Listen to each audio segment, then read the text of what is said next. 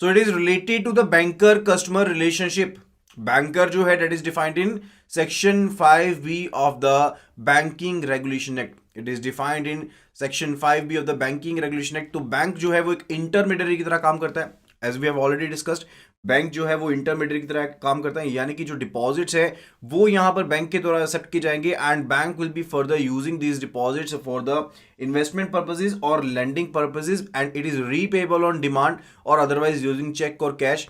Okay, तो यहां पर ये जो डिपॉजिट एक्सेप्ट किए गए हैं बैंक के द्वारा, these are repayable on demand. तो ये डिमांड के ऊपर क्या है, रीपेबल है। जब भी यहां पर पैसा वापस मांगा जाएगा तो बैंक के ऊपर ऑब्लिगेशन रहेगी कि बैंक को यहां पर उस रिस्पॉन्स को यहां पर क्या करना पड़ेगा, केटर करना पड़ेगा, एंड जो पैसा है वो वापस करना पड़ेगा डिपॉजिटर्स का। एंड फर्दर इसके अलावा जो फंक्शंस की बात करते हैं तो बैंक्स जो है लेंडिंग इन्वेस्टमेंट के फंक्शंस के अलावा जो परमिटेड एक्टिविटीज है जो रिजर्व बैंक ऑफ इंडिया ने परमिट की हैं उनके अंडर पार्टिसिपेट कर सकते हैं, which is related to remittances, lockers, safe custody articles, foreign exchange, discounting of bills, non fund based credit facilities. And इसके अलावा बैंक के ऊपर ऑब्लिगेशंस भी है, ड्यूटीज भी हैं। Duty to honour the cheques, ठीक है, यानी कि अगर अकाउंट में बैलेंस है एंड फर्दर जो इंस्ट्रूमेंट प्रेजेंट किया गया है that is in due course, and further यहां पर एक लीगल ऑब्लिगेशन बन जाती है बैंक के ऊपर कि बैंक ने पेमेंट करना है। अदरवाइज बैंक अगर फेल होता है पेमेंट करने में तो बैंक को कंपनसेशन देना पड़ेगा, and to maintain the secrecy of the customer. तो ये फिड्यूशियरी एक रिस्पॉन्सिबिलिटी है ओवर द बैंक्स कि बैंक्स ने यहां पर सिक्रेसी ऑफ कस्टमर्स की जो है उसको मेंटेन करना होता है। Okay, that is related to banker.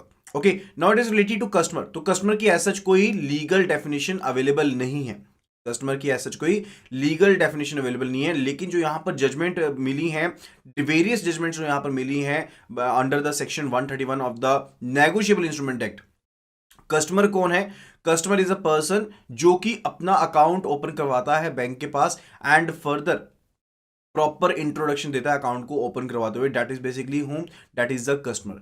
And KYC guidelines के अकॉर्डिंग जो कस्टमर की डेफिनेशन है वो क्या है, a person who is engaged with the financial transaction, जो कि एक फाइनेंशियल ट्रांजैक्शन के साथ एंगेज है, फाइनेंशियल एक्टिविटी के साथ एंगेज है, एंड फर्दर जिसके रिलेटेड जो एक्टिविटी है वो रिपोर्टिंग एंटिटी को रिपोर्ट की जा रही है, वो रिपोर्टिंग एंटिटी को रिपोर्ट की जा रही है। अब केवाईसी गाइडलाइंस के अकॉर्डिंग होता क्या बेसिकली कि जो भी यहां पर एंटिटीज हैं, जो भी यहां पर रिपोर्टिंग एंटिटीज हैं, ठीक है, जैसे कि हम बैंक्स की बात कर रहे हैं, अभी बैंक जो है, आप कस्टमर जो है, आप एक अपना अकाउंट मेंटेन कर रहे हैं, ये बैंक कस्टमर रिलेशनशिप आपका मेंटेन है यहां पर रिपोर्टिंग एंटिटी के पास, एंड रिपोर्टिंग एंटिटीज जो है ये डाटा किसके साथ सबमिट करवाती हैं, with the FIU financial intelligence unit, IND के साथ ये जो इंफॉर्मेशन है, ये जो डाटा है वो यहां पर जमा करवाया जाता है बाय द रिपोर्टिंग एंटिटीज। ठीक है, तो अब इस रिगार्ड में दोबारा से पढ़कर देखते हैं इसको एंड फिर उसको समझते हैं। A person who is engage with the financial transaction, जो कि यहां पर किसी फाइनेंशियल ट्रांजेक्शन या फाइनेंशियल एक्टिविटी में जुड़ा हुआ है, किसके साथ, रिपोर्टिंग एंटिटी के साथ, and it includes a person on whose behalf the person who is engaged in the transaction और एक्टिविटी। और इट में द केस कि रिपोर्टिंग एंटिटी के साथ जो कस्टमर है वो डायरेक्टली खुद नहीं जुड़ा हुआ, किसी ना किसी एजेंट के थ्रू जुड़ा हुआ। ओके, ये भी केस हो सकता है। Okay, so that is related to what, that is the definition of the customer. तो दो यहां पर डेफिनेशंस मिलती हैं हमें। पहली मिलती है जो वेरियस जजमेंट्स मिली under section 131 of the negotiable instrument act, and the second one it is related to the as per the KYC guidelines. Okay, अब बैंकर कस्टमर रिलेशनशिप जो है वो यहां पर शुरू तो हो जाता है, ठीक है, लेकिन बैंकर कस्टमर रिलेशनशिप को इस्टेब्लिश करने के लिए क्या क्या फैक्टर्स हैं। अब बैंक जो है किन कस्टमर्स को एक्सेप्ट करेगा, किन कस्टमर्स को एक्सेप्ट नहीं करेगा, फर्दर अगर वो बैंक जो है कस्टमर्स को एक्सेप्ट करता है तो उनसे क्या क्या डॉक्यूमेंटेशन ली जाएगी, that all comes under the KYC norms. तो वो केवाईसी नॉर्म्स के अंदर ही आता है।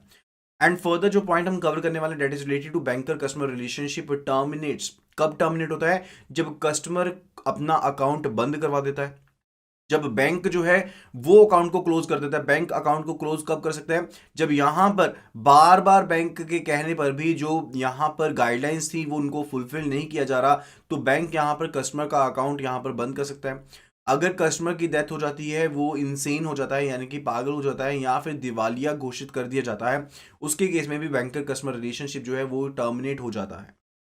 ओके, तो वेरियस हम यहां पर बैंकर कस्टमर रिलेशनशिप्स जो हैं उनके बारे में हम यहां पर बात करने वाले हैं। So let us have a look at it. Okay, तो सबसे पहले हम सबसे कॉमन के बारे में बात करते हैं, that is related to the saving fund account. तो अगर यहां पर कस्टमर का सेविंग फंड अकाउंट चल रहा है तो यहां पर बैंक की पोजीशन क्या होगी एंड कस्टमर की पोजीशन क्या होगी, आपको जल्दी से जल्दी इनके आंसर कर देने हैं। I will be waiting for your response, जल्दी से जल्दी आप आंसर करेंगे। यहां पर नंबर मैं डाल देता हूं, नंबर डालता हूं 1 का। तो यहां पर क्या रिलेशनशिप रहने वाला है, पोजीशन क्या रहने वाली है बैंक की एंड कस्टमर की, बैंक की क्या पोजीशन रहेगी एंड कस्टमर की क्या पोजीशन रहेगी इस पर्टिकुलर केस पे। सो सेविंग फंड अकाउंट में देखिए, आप बैंक के पास पैसे जमा करवाते हैं, आप बैंक के पास पैसे जमा करवाते हैं, बैंक के ऊपर क्या है, एक लाइबिलिटी है आपके पैसे वापस करने की। बैंक के ऊपर क्या है, एक लाइबिलिटी है आपके पैसे वापस करने की। तो उसके केस में हम क्या कह सकते हैं, बैंक कौन सी पोजीशन में होगा, bank would be the debtor. Bank के पास आपने पैसा उधारा दिया ना, तो बैंक क्या होगा, यहां पर बैंक की क्या पोजीशन होगी, bank would be the debtor. And customer की पोजीशन क्या होगी, कस्टमर की पोजीशन होगी क्रेडिटर की। Is it clear? तो यहां पर सबसे पहले आंसर दिया है रंजू लता ने यहां पर सबसे पहले आंसर दिया है related to bank would be the debtor and the customer would be the creditor. Is that clear? अब सेकंड वन में, सेकंड केस में हम यहां पर बात करने वाले हैं जब आपका लॉकर अकाउंट यहां पर आप मेंटेन कर रहे हैं, जब लॉकर अकाउंट आप मेंटेन कर रहे हैं बैंक के पास, तो what would be the relationship between the to, what would be the relationship between the to. तो उसके केस में क्या रिलेशनशिप होने वाला है दोनों के बीच में, बैंक के बीच में एंड कस्टमर के बीच में क्या रिलेशनशिप होगा उस टाइम पर। क्योंकि यहां पर जब लॉकर की बात आती है तो यहां पर एक स्पेस जो है वो लीज पर दी जाती है, किसके द्वारा, बैंक के द्वारा लीज पर दी जाती है। तो यहां पर जो बैंक होगा that would be the lessor, bank जो है वो यहां पर होगा लेसर एंड कस्टमर होगा यहां पर लेसी, कस्टमर होगा यहां पर लेसी। तो यहां पर भी सबसे पहले आंसर जो है वो रंजू लता ने एक बार फिर से दिया है, that is related to lessor lessee, that is related to the lessor lessee. अब थर्ड जो केस है that is related to term loan, या कोई भी तरह का जो लोन है वो यहां पर बैंक ने डिसबर्स किया हुआ है, बैंक ने यहां पर सेंक्शन किया हुआ है एंड अकाउंट में जो बैलेंस है that is a debit balance, account में जो बैलेंस है that is a debit balance. तो उसके केस में यहाँ पर क्या रिलेशनशिप रहने वाला है उसके बारे में भी जल्दी से जल्दी यहाँ पर बता देंगे।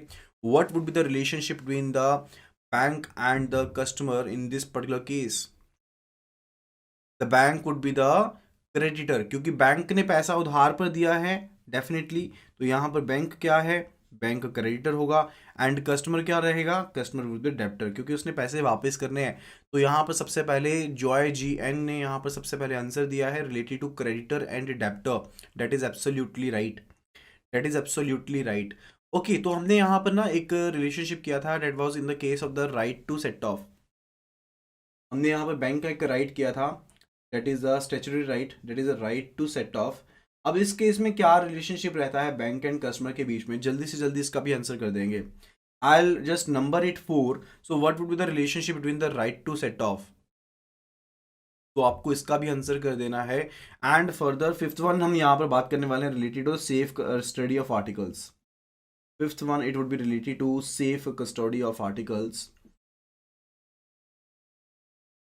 तो जल्दी से जल्दी आई वांट कि सभी यहाँ पर पार्टिसिपेट करें, जितना पार्टिसिपेट करेंगे उतना ही बेसिक्स को आप समझ पाएंगे। तो यहाँ पर जब मैं बात करता हूँ related to the right to set off, तो राइट ऑफ सेट ऑफ के केस में यहाँ पर क्या रिलेशनशिप रहने वाला है।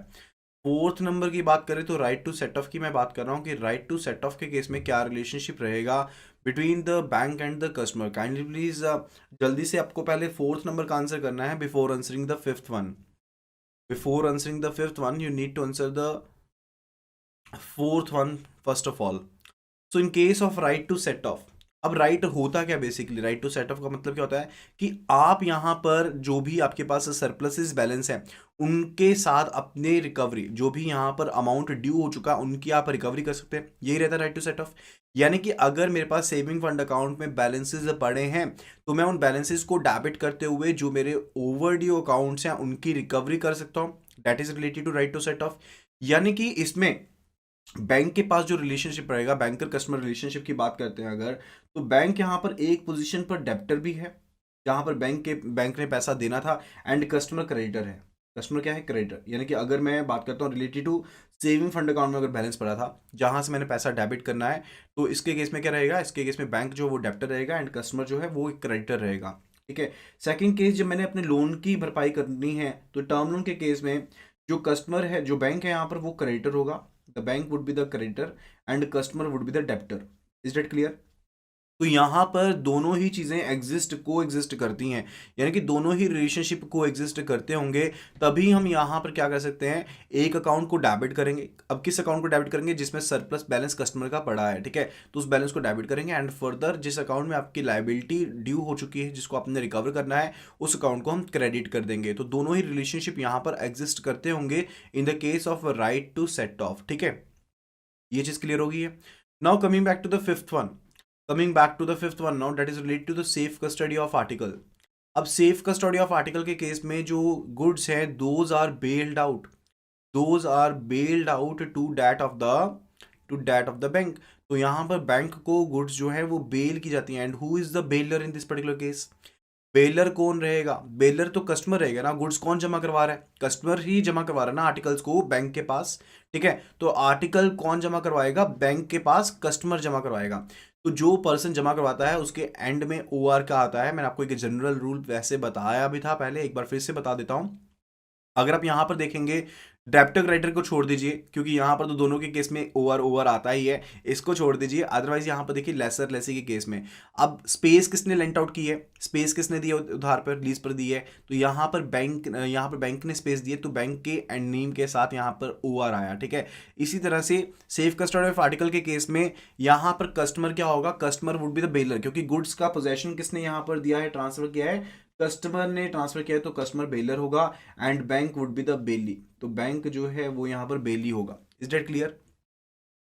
ये चीज यहाँ पर क्लियर होगी है। Kindly please do confirm at the earliest. Okay, and in case अगर यहाँ पर चेक जो है वो कलेक्शन के लिए भेजा जाता है, cheque sent for collection purposes, तो यहाँ पर बैंक कस्टमर का क्या रिलेशनशिप रहने वाला है? जल्दी से जल्दी आंसर कर देंगे। What would be the relationship between the two? जल्दी से जल्दी यहाँ पर आंसर करेंगे। And related to the question number 5, सबसे पहले जो आंसर किया है वो रंजू लता जी ने ही किया है। That is related to bailee bailor. And further question number 5 के बारे में जल्दी से जल्दी 6 के बारे में आंसर कर देंगे। Cheque sent for collection purposes, तो यहाँ पर बैंकर कस्टमर रिलेशनशिप क्या रहने वाला है?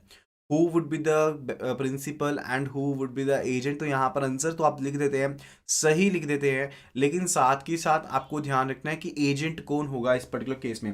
जब चेक को कलेक्शन के लिए भेजा गया है तो बैंक जो है that would be in the position of agent and customer जो है वो प्रिंसिपल होगा। तो इस चीज़ का आप यहाँ पर ध्यान रखेंगे कि जो कस्टमर है वो प्रिंसिपल है, जबकि जो बैंक है वो एजेंट है, क्योंकि एजेंट यहाँ पर बैंक परफॉर्मेंस करने वाला है, बैंक ही किसी एक्ट को करेगा, बैंक ड्यूटी करने वाला है, ऑब्लिगेशन उसके ऊपर। So bank would be the agent. तो यहाँ पर सबसे पहले जो आंसर सही दिया है that is given by the M Archana Sudha. तो एम अर्चना सुधा जी ने यहाँ पर सबसे पहले सही आंसर दिया, that is related to agent principal. Is that clear? Okay,